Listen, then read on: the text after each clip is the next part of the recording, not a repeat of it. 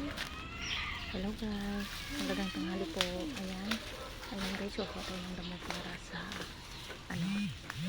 alagaan natin kambing. Ayan, wako tayo ng damo na green lang, hindi yung ba. Ayan, habang kumukuha ko dyan ang init-init ng panahon. Ayan, sige lang, go lang. Ayan, Makati na damo, nakakasugat pa yan. Pero iyan ay yan tinatanim yan, hindi namin yan dyan, kala mo nung damo-damo lang. Iyan ay tinanim namin kusa para lang pampakain sa kambing. Nakita nyo naman, may nakita kayong saba dyan sa gilid na may bunga yan. Ayan, maraming saba dyan sa likod, kaya lang hindi ko masyadong magulang. Meron ding nyog. Ayan, maraming prutas sa likod. Pagka gusto mong kumain, kuha ka lang sa likod. Ayan, habang kumukuha ako ng dahon, tingnan ko baka may ahas dyan. Ayan,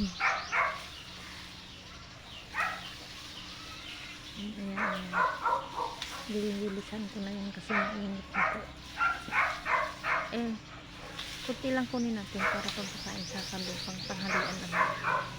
Ayan, mas okay na yung damo kasi hindi na binibili. Kasi pagka kumuha ng damo, ayan, namili pa ko yan kasi hinahanap ko pa yung kulay green. Ayan guys, papasok pa ako dun sa loob. Ayan, kukunin pa natin yung mga maliliit kasi yung maliliit, pag tinanggal mo yan, magsasaringit pa yan. Ang ganda ng panahon, mainit na mainit, walang ulan yung araw na ito. Ayan guys, kunting push pa. Ayan,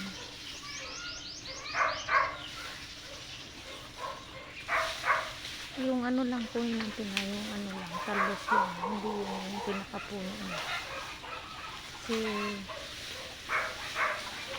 matigas naman yung pag yung sa puno. Kailangan yung talbos lang po, kailangan natin pagkakain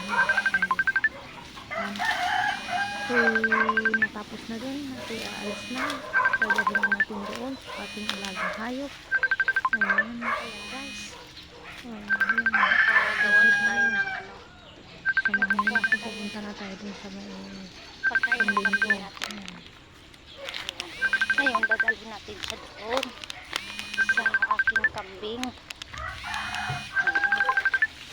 Samahan nyo ako kasi nadala-dala ko na guys. Papakain sa aking alaga kambing. Nagkataon naman na may nagtumatawag. Ayan guys, ngayon dito na ako sa mga alaga kong kambing guys. Ayan guys, ngayon ilalagay natin to sa kwadra. Ayan guys, kita nyo. Ayan guys, ngayon ako'y nangangati sa damo. Tanghaling tapat po yan. Tuwing tanghali, binibigyan ko ng pagkain para mabilis tumaba yung aking alaga. Ayan. Thank you for watching guys. Bye bye.